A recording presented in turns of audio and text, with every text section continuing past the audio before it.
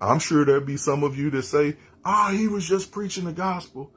He wasn't taking shots. He was just doing what God told him to do. He was on assignment. And it's funny you say that, because how is it y'all can't recognize that? But then you got this lady, and I'm sure she gonna catch a hold of this video, because she caught a hold of some other stuff and she tagged me and said different things. But Joy 105 made multiple videos of Herman fighting back.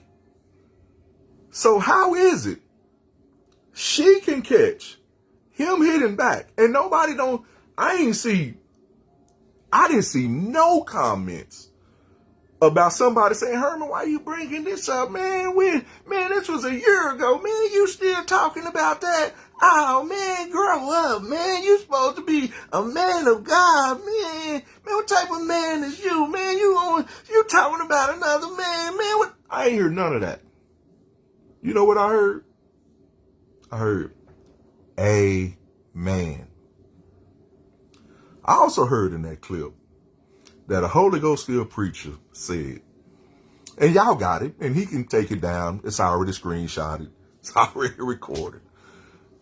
He said, quote unquote, Holy Ghost filled preacher at Holy Convocation, in the midst of while he's getting the people to look at myself and others as if they're trying to attack this great ministry. All that was strategic, bringing up Apostle Lobiz, paying tribute to the different ones. You're pulling on your heartstrings, pulling on your emotions. But that's another story for another day.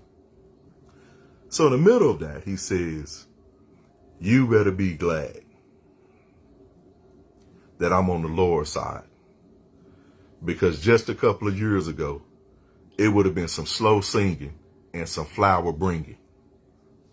That's what this Holy Ghost filled preacher said at the Holy Convocation, insinuating that a couple of years ago, when you're in the kingdom, you don't cuss people out just because they cuss y'all. I wish I could preach here. Look at somebody and tell them I'm in the kingdom now. I don't act like that. And you better be glad I'm in the kingdom. Lord, y'all ain't saying nothing. Because a few years ago, it would have been some slow singing and flower bringing. But I'm in the kingdom now.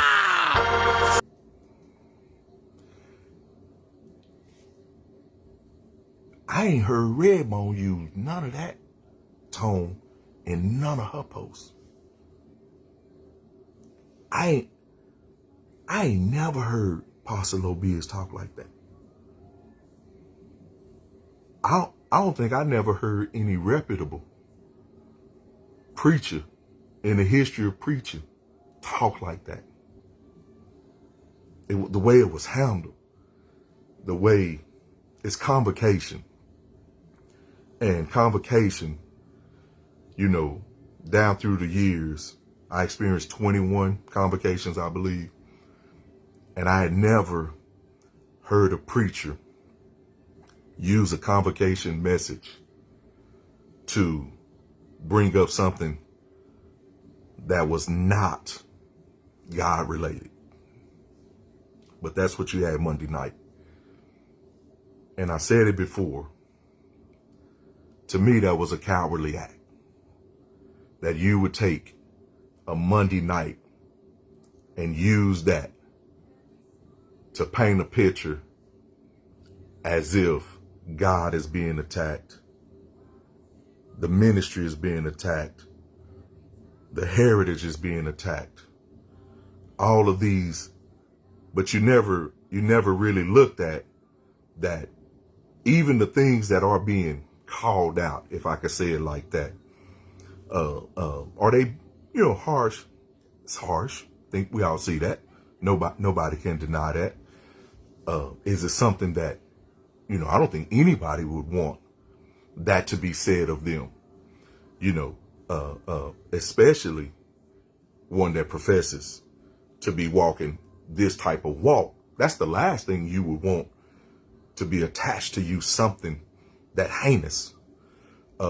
and you start talking about cover up, and you start talking about, all of these people making mention of their different stories and their different experiences, of course, it's going to be upsetting. But notice no one is saying it's a lie. Everybody's trying to find out who Redbone is. Everybody wants to know, not everybody, but those, behind the scenes. What's Marco's involvement? What's John's involvement? What do they know? What's next? When I'm good. I ain't even saying nothing. Look at what I post. Don't look at what I'm tagged in. Look at what I post. I post about my family. I post about my new church home. I post about stuff that I see that, if you knew me 4 years ago, you didn't have a problem with me calling out sin. You didn't. You amen me. You didn't have a problem with me conducting. You didn't have a problem with me tagging sin. You didn't have a problem with me, preaching the way I preach because you saw me as one of you. But now all of a sudden, when I call out or I exercise ministry talk, now you assume that, it's full gospel. Well, if you think that, they always told me you chunk a rock in a pack of dogs, the one that howls is the one that got hit. So if that's how someone feels based upon something that I post, well, what does that tell you? If I'm posting about integrity and you think that that automatically, he talking about here, that's on you. But we can clearly see, you got preachers that's getting kicked out of churches, mega churches. You got preachers playing with building funds. You got preachers, you got two big time preachers spatting online over a building that's supposedly been built for 20 years. So you got all of these different, preachers involved in integrity. Why would you automatically assume, because I mentioned something about integrity, why would you automatically assume that it's, he taking shots at us, or he trying to fight us? When if you clean and if you blameless, then, why would that bother you? Why would you look at me like, he attacking us or he this, when, I've clearly stated what my issues was. I clearly stated from the truth. Well, if you listen to what I said, although it may have been painful to hear, I questioned leadership. I didn't question the ministry of itself. I didn't tear down the ministry of itself. If you go back and you listen to everything I said, I questioned the decisions of the leader. I didn't question his doctrine. I didn't bring up how Elder Archer used to rebuke him. I didn't bring that up. I know I'm saying it now, but I'm only saying it in context so you can hear from me that this picture that's being painted or was painted on Monday night from that clip, that, insinuating that what's going on and what's being seen or what's been taking place is an attack on full gospel. We've been 65 years. You're right.